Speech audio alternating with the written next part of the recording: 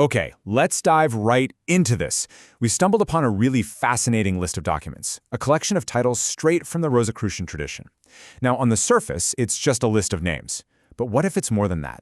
What if what we're actually looking at is a blueprint, a kind of hidden curriculum for some really profound personal change? And that's exactly the question we're exploring. We're going to treat this list not as some dry table of contents, but as a map, a guide that lays out a step-by-step journey for a student on a mystical path. So the question is, where does a journey like this even begin? You know what's immediately striking is just the sheer range of these titles. We start with something so concrete you can almost touch it, arranging a physical room, and we end up with a concept as abstract and mysterious as the Silent Council. That doesn't feel random, does it? It really suggests a deliberate progression, a carefully designed path that we're about to decode together. So, here's our game plan.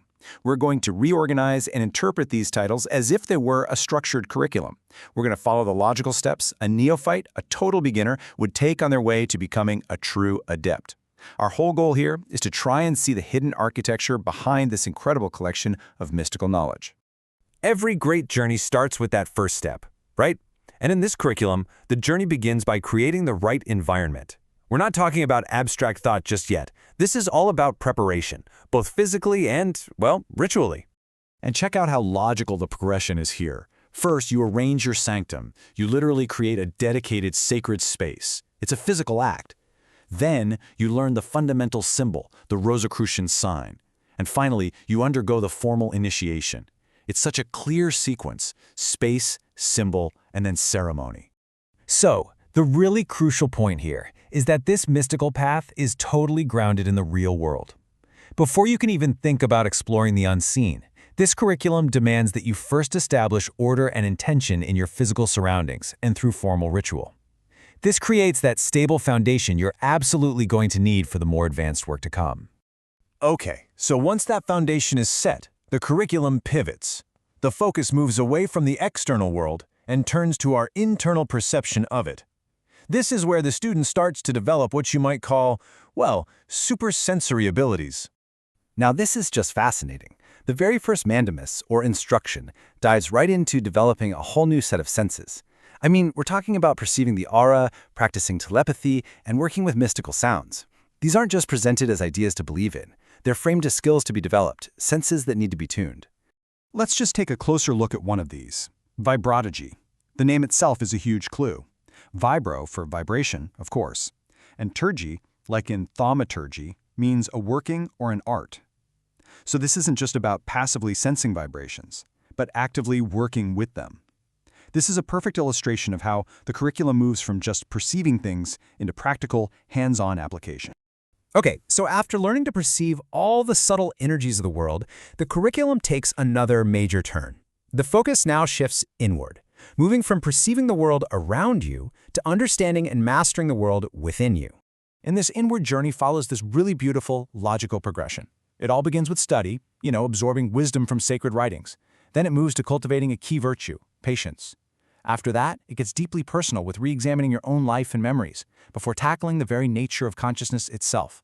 And it all culminates in the actual practice of meditation. And Mandamus 6 is a massive part of this inner work. It asks the student to really get the difference between their objective, everyday consciousness and the huge depths of the subconscious. It's all about realizing that what we experience daily is really just the tip of the iceberg, and the real power lies in understanding that immense current that flows just beneath the surface. Now, get this. Right in the middle of all this internal work, the curriculum just drops this absolute bombshell from Mandamus 5. This is a pivotal concept, and it feels like it's designed to completely shatter the student's ordinary perception of reality. I mean, if space and time aren't fixed absolutes, then what is? This challenges the very foundation of objective reality and prepares the mind for even higher concepts. So, having established a solid foundation, tuned the subtle senses, and begun mastering the inner world, the student is now ready for the final stage of the curriculum. This is the ascent, the absolute culmination of all the previous work.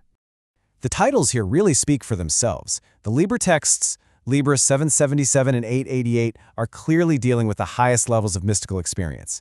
Concepts like the celestial sanctum and the silent council suggest moving beyond just individual practice to a state of communion with a higher consciousness. And yet that monograph on vowel sounds shows that even at this super advanced stage, the journey is still grounded in practical, daily techniques. And this just brilliantly brings the journey full circle. Remember what we started with the physical arrangement of the sanctum? Now, at the very peak of the training, the goal is to ascend to a celestial sanctum, a sanctum not made of wood and stone, but of pure consciousness. The path truly leads from the physical to the metaphysical. So the bottom line is this: when we arrange these titles, a clear and deliberate path just emerges. It is a comprehensive training system, seemingly designed to take a person from an ordinary state of awareness to a truly extraordinary one. It's not just about learning information, it's a curriculum for total transformation. And all of this brings us to a final thought. This ancient-seeming path, with all its talk of sanctums and councils, actually raises a very modern question. In our world, a world that is filled with endless noise and external demands on our attention 24/7. What might we gain by following a curriculum like this? What is the real value of turning inward to find that quiet, wise, silent counsel within ourselves?